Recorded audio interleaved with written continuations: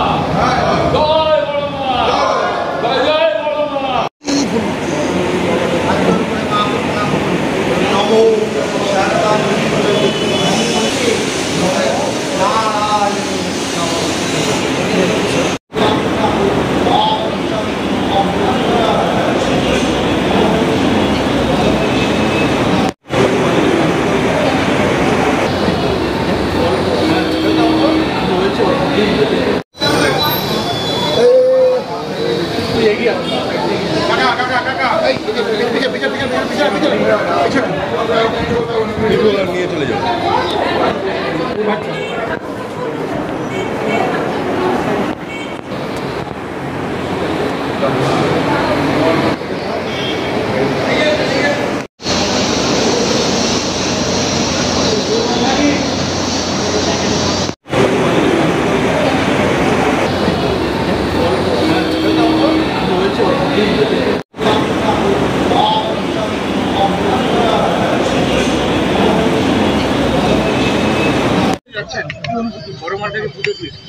আমি যে কোনো কাজের আগেই বড়মার কাছে পুজো দিই।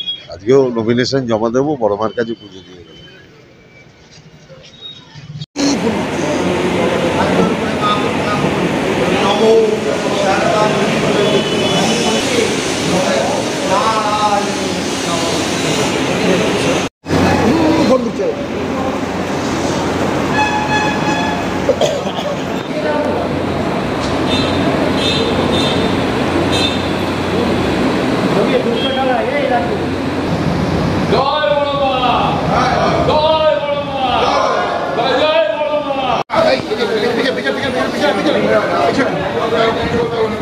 নিয়ে চলে যাবো।